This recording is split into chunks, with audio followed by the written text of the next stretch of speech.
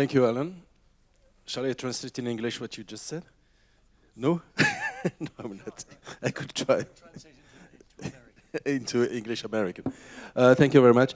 Before the pause, we are going to hold the pause. However, before, can take 2 or 3 questions. Please, very short question, 30 seconds.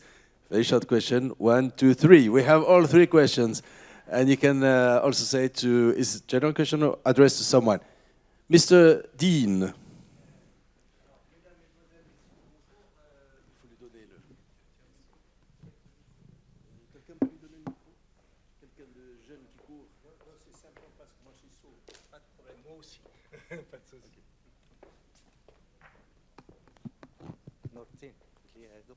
Merci. Mesdames, Mesdemoiselles, Messieurs, bonjour. Bachir El-Khadr, département d'économie, Université Qadéïa de Marrakech. Juste, notre vice-doyen est là. Moi, je ne suis qu'ouvrier en économie à la faculté de sciences éco à Marrakech. Je voudrais d'abord remercier les intervenants pour leur présence, la qualité de ce qu'ils nous ont exposé aujourd'hui. Juste très rapidement, je retiens le fait qu'il y a une utilité sociale de l'égoïsme avec quelques éléments de prospérité économique. Je retiens aussi le fait développé par monsieur comme quoi la main invisible est un ordre spontané formalisé à travers l'équilibre Walras-Haro-Debreu. Et que cet ordre spontané, professeur Kirman, existe, il est stable, il est unique, il est optimal au sens de Pareto. Donc l'idée qui me passe par la tête, c'est que cet ordre spontané n'est qu'un intermédiaire ou un objectif intermédiaire. Parce que le problème dont on parle aujourd'hui, c'est la richesse des nations et c'est la prospérité. Et donc, dans cette histoire, le but ultime, c'est la prospérité et pas la main invisible. Et donc cette main invisible pose un problème qui a été très bien soulevé par monsieur, qui est le problème de la répartition. Et lorsqu'on arrive dans le cadre d'une répartition inégalitaire, c'est fatalement le renard dans la bergerie. Et donc le plus fort va l'emporter. Et donc on est dans ce système qui est un système un peu bizarre, tant qu'on n'a pas réglé, à mon sens, les problèmes de répartition. Initialement, on va se retrouver dans ce système qui est inéquitable, égoïste, tout ce que l'on veut. Et donc, la problématique qui se pose va être de dire, alors je voudrais juste ouvrir une parenthèse, cet ordre spontané, cette main invisible, celui qui l'a formalisé en premier, c'est Walras. N'oubliez pas, messieurs, que Walras a été proposé pour le prix Nobel, non pas d'économie, mais pour le prix Nobel de la paix. Parce que la main invisible augmentait les échanges, qui augmentait la prospérité et qui augmentait le bien-être des individus. Je referme la parenthèse. Donc, problème de répartition et cet objectif de main invisible qui me pose un problème parce que c'est un objectif intermédiaire qui fait qu'on a d'autres systèmes. On met en avant les marchés individuels, mais on peut tout à fait avoir une approche non pas par les marchés, mais par les actes individuels. Sauf que le professeur Kirman nous a mis dans la mouise, dans la mesure où il a démontré que tout équilibre des Djorft, à travers une approche probabiliste et stochastique, n'est qu'un cas particulier de Walras, et donc on retourne vers la main invisible. Ma question est très simple. Quelle est l'issue de tout cela? Vers où on se dirige? Faut-il aller vers une théorie de l'interaction sociale? Faut-il aller vers une sorte de capitalisme social à la Mohamed Younes? Question subsidiaire, si je peux. Je peux ou pas? Oui, oui. Question subsidiaire. Professeur Kirman parlait des mathématiques et le sentiment qu'on a, c'est qu'on s'est un peu trop, nous autres économistes, petits économistes, enfermés dans la mathématisation de l'économie. Et que le fond, un des problèmes vient de ça. Nous avons trop voulu nous rapprocher vers une science exacte à l'image des mathématiques, de la physique, et nous avons voulu enfermer tout ça dans des équations. Et je reprendrai le mot la phrase de John Nash. Tant que nous n'avons pas créé des mathématiques de la vie et tant que nous n'avons pas créé des mathématiques de l'amour, la science économique c'est mon sentiment, est une science sociale de l'être humain. Est-ce qu'on ne pourra pas revenir peut-être à ça pour trouver des éléments de solution plus vastes? Merci. Alors c'est clair, je vais prendre les 3 questions en fait, et on peut me répondre. Alors, il y avait quelqu'un derrière Soual ou Soual? Non, c'est Mohamed Soual qui est juste là. Merci. Très courte question, s'il vous plaît. Enfin, j'ai pas une question spécifiquement, mais peut-être un commentaire, peut-être à Monsieur Dufour. Vous avez évidemment cité comme source d'inspiration, peut-être pour Adam Smith, Saint-Augustin, mais dans cette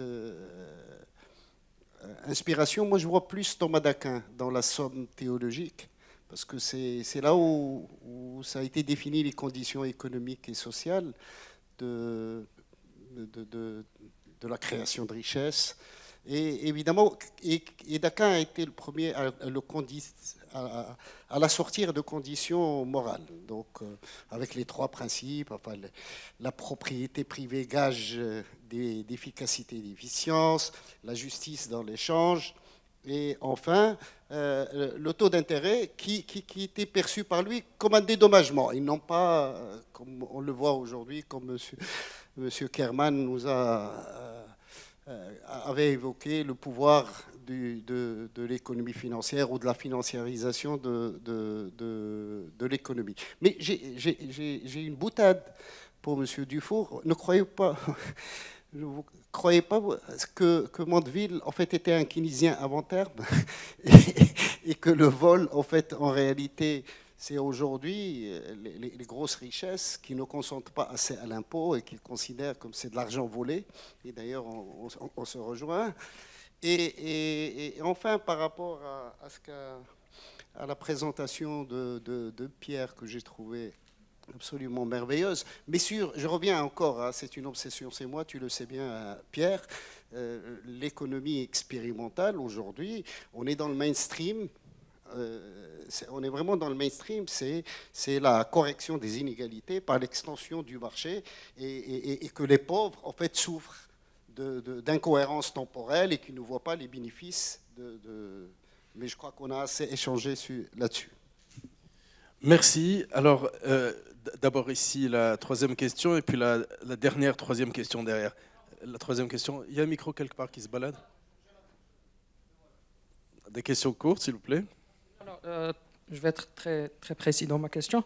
Je crois que les économistes n'ont d'utilité que s'ils parviennent à résoudre des problèmes concrets. Et donc moi, je voudrais que chacun puisse, à partir de sa démonstration, son discours, quelles sont les implications pour l'économie du développement, en particulier pour un pays comme le Maroc. Merci. Qu'est-ce qu'on pourra apprendre? C'est bien une question d'ingénieur qui veut absolument faire fonctionner les choses. Et merci pour la brièveté de votre question. En plus, elle est très claire. Implication de tout ce que vous avez dit sur l'économie du développement. Et la dernière question, très courte s'il vous plaît. Ce n'est pas une question, c'est un commentaire. Oui. C'est un commentaire.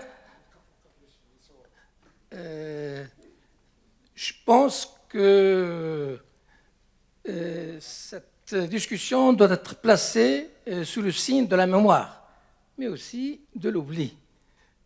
Nous avons évoqué Smith, nous avons cherché à voir quel pourrait être son héritage. Je pense que ce qui a été dit concernant la formation des prix, concernant la répartition, reste très important. Mais on aurait pu quand même souligner que chez Smith, par rapport au salaire, cette catégorie n'est pas considérée comme étant fondamentalement économique. Il s'agit, pour Smith, le salaire est le résultat des rapports de force. À travers la théorie du travail commandé, il montre comment le rapport salarial, pour utiliser un terme contemporain, est asymétrique. Il est défavorable aux salariés. On peut même considérer que chez lui, il y a une anticipation du profit comme prélèvement et de la rente comme prélèvement. Il y a un auteur qui n'a pas été évoqué concernant cet héritage, à savoir Piero Srava. Piero Srava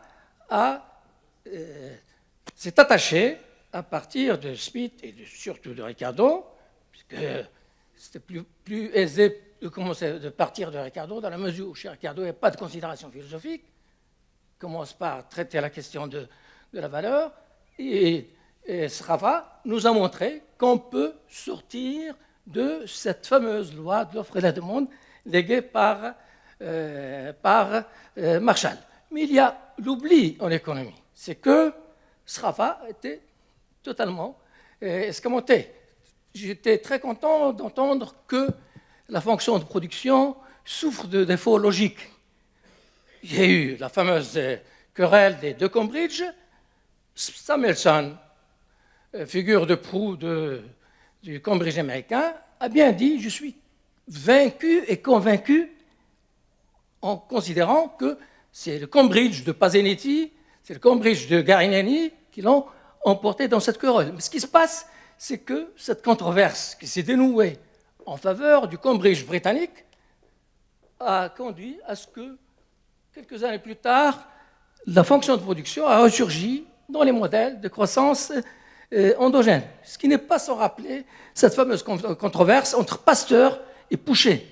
C'est Pasteur qui avait tort, c'est Pouchet qui avait raison, mais c'est Pasteur qui avait gagné parce qu'il avait les institutions derrière. Merci d'avoir fait le lien entre le débat de l'an dernier qui était le bicentenaire de Pasteur et cette année le tricentenaire de Keynes. Merci beaucoup. Alors, messieurs, tous les trois, j'ai essayé de résumer les questions. Qui c'est qui veut prendre bon, je résume ma première question. Très intéressante la question. Quelle est l'issue de tout cela? Où va-t-on? Deuxième sur la mathématisation de l'économie. La troisième sur Mandeville keynésien avant la lettre. C'est pas mal. Et question sur les conséquences temporelles. L'implication sur l'économie du développement, voilà. Qui c'est qui veut intervenir? Monsieur Dufour, sur quoi voulez-vous intervenir? Sur aucune des questions. Oui, dis-moi. Qui est donc l'inspiration de Adam Smith qui passerait ou viendrait d'Augustin ou de saint Thomas. Hein? Ah oui, sur Souhel, évidemment. Voilà. Alors, donc, il y a à peu près 1000 ans entre saint Augustin et saint Thomas, hein, presque. Et donc, je n'ai pas évoqué saint Augustin comme source possible d'inspiration de Mandeville ou de Adam Smith, mais je l'ai évoqué comme le point à partir duquel la métaphysique occidentale se constituait. Et il se constitue donc à partir du modèle, chez saint Augustin, la cité de Dieu. La cité de Dieu, ça veut dire que les hommes, dans leur petitesse, doivent se calquer sur le fonctionnement de la cité de Dieu. C'est globalement ceci, donc une société qui est une société hétérogène, avec une dimension transcendante, et auquel l'immanence du monde doit bien se conformer pour pouvoir avoir un sens. Avec saint Thomas, on passe effectivement à autre chose, mais on est déjà dans un Moyen-Âge où certaines formes premières du capitalisme déjà apparaissent. Et donc la question de la richesse commence à apparaître, la question donc de juste fonctionnement de cette création de richesse se pose, et effectivement saint Thomas est un des premiers qui amène dans le champ théologique cette question. Donc voilà la différence peut-être entre Augustin et Thomas. Maintenant sur qu'est-ce que tout cela... Non, j'arrête là. Non, c'est bon. On va faire comme à la loterie. Chacun prend une question. Non, c'est bon. Pierre, tu as le droit à une des questions. Par exemple, l'implication de tout cela sur l'économie de développement, c'est un peu ta spécialisation aussi, non? C'est la question posée par... Personnellement, je pense qu'il n'y a pas de spécificité de l'économie du développement. Donc, il y a des questions spécifiques à certains pays, à certaines époques de leur histoire, mais fondamentalement, il n'y a pas quelque chose à ce point spécifique pour les pays dits en développement qu'on puisse parler d'une économie du développement. À la rigueur, on pourrait dire qu'il y a une économie du rattrapage. On peut essayer de modéliser des phénomènes de rattrapage. Donc, voilà. Mais je voulais réagir à la remarque de Redouane Tawil sur SRAFA. Alors oui, je voulais en parler, mais quand même, c'est vrai qu'on dispose de deux modèles rigoureux de fixation des prix. Parce que le modèle de Haro de Breu ne tombe pas sous le coup de la critique des deux Cambridge. C'est uniquement l'agrégation qui justifie cette critique. Donc c'est un modèle rigoureux. Le modèle de SRAFA est parfaitement rigoureux lui aussi. Mais dans les deux cas, on ne peut pas en déduire une théorie de la répartition et des inégalités. Puisque chez les néoclassiques, les inégalités vont dépendre de la dotation initiale de facteurs de production, qui est exogène dans le modèle, donc on ne peut rien dire. Et dans le modèle de SRAFA, explicitement, le partage capital-travail est exogène. Bon, ouais, on a des théories des prix qui sont rigoureuses logiquement, mais qui ne servent à rien. Voilà, c'est la remarque que je voulais faire. Merci. Et la dernière question, professeur Kirman, si vous répondiez, on a eu si vous répondiez à cette histoire de salaire en tant que résultat d'un rapport de force. Mais je pense que ça, c'est une question qui préoccupe beaucoup d'économistes, disons, soi-disant progressifs, parce qu'on se demande comment c'est possible que malgré le fait que maintenant le marché du travail aux États-Unis semble fonctionner à merveille, le taux de chômage n'a jamais été aussi bas. Et quand même, les salaires réels n'ont pas rattrapé ça. L'inflation est toujours plus importante. Et ça, c'est une question qui préoccupe beaucoup de gens. Et il y en a qui disent, mais essentiellement, c'est un rapport de force. Le rapport de force de travail contre capital, si on veut, a été modifié systématiquement par une modification des règles du jeu, telles qu'on avait dit, mais il faut quand même fluidifier les marchés de travail, etc. En faisant ça, on rend ça beaucoup plus facile de licencier des gens et en principe, il est beaucoup plus facile aussi d'embaucher des gens. Mais ce qu'on a vu dans les dernières crises, c'est un énorme départ des gens compensé par les gouvernements et puis après, les gens sont revenus au travail très facilement. Mais le problème, c'est que la force de travail a été torpillée par toutes sortes de choses. Et en particulier, juste pour vous donner un exemple très rapide, c'est ce travail de ce qu'on considère comme des contractuels, plutôt comme les salariés, des gens qui travaillent pour Uber, etc. Eux, ils sont très vulnérables. Ils sont contents au départ d'avoir cette possibilité de travailler rapidement, mais ils sont rapidement licenciés et les conditions sont très dures. Si vous n'acceptez pas de porter ça là pour ce prix-là, le jour après, vous n'avez pas d'offre de Uber tout d'un coup, etc. Donc il y a une transformation du monde du travail qui a changé le rapport de force et ça n'a pas été réparé même par des bonnes conditions de l'économie. Donc j'arrête avec cette question-là, mais quelqu'un avait juste posé la question, qu'est-ce que ça dit pour l'avenir dans notre économie, non? C'était ça votre question. Pardon? Non, il y avait une question. Il y avait une question effectivement sur où va-t-on?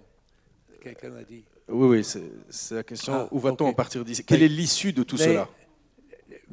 Mon impression, que c'est le monde devient de plus en plus complexifié et ça veut dire qu'essentiellement les réseaux, les supply chains, etc., ont été énormément compliqués, mais dans un certain sens aussi simplifiés. C'est-à-dire qu'il y a beaucoup de produits qui sont fournis par une ou deux entreprises et des pays qui sont spécialisés. Donc ça induit une certaine dépendance, ce qui constitue une fragilité aussi de ces réseaux. On cherchait à tout prix la minimisation des coûts. Donc on cherchait où on peut obtenir ou fabriquer quelque chose au minimum. Et tout d'un coup, dès que les relations qui sont sous-jacentes, économiques ou politiques, sont en difficulté, tout le système peut tomber en faillite. Andy Haldane, chief economist of the Bank of England, a dit ça il y a un certain temps. Il a dit, méfiez-vous, le monde de finance et le monde de fabrication est très, très fragile maintenant à cause de cette interdépendance. Et tout le monde a dit, mais c'est très bon l'interdépendance, parce que jamais est-ce que quelqu'un va aller en guerre avec quelqu'un sur lequel il est dépendant. Mais juste récemment, il n'y a pas exactement cette situation où il y avait une relation de dépendance qui tout d'un coup, qui était essentiellement politique, qui tout d'un coup devient une relation très très lourde pour ceux qui achetaient le pétrole russe, par exemple. Donc je pense que cette complexification dans un certain sens, a affaibli notre économie. Comment on sort de ça? C'est une question différente. Est-ce qu'on peut savoir, quand on construit des réseaux, quels vont être les réseaux qui vont survivre et qui sont robustes? Ça, c'est une question extraordinairement difficile. Merci beaucoup. Alors, je vais passer le relais à mon ami Amin et collègue, Amin Belmelih, pour la deuxième partie de ce colloque. Il y aura deux communications, donc celle du professeur Yildirim et celle du professeur Tawil. Juste avant, on va faire une pause de 10 minutes pour permettre à M. Souhal d'aller fumer une cigarette et pour permettre aux autres d'aller boire un café. Dans 10 minutes, on se retrouve ici. Merci beaucoup.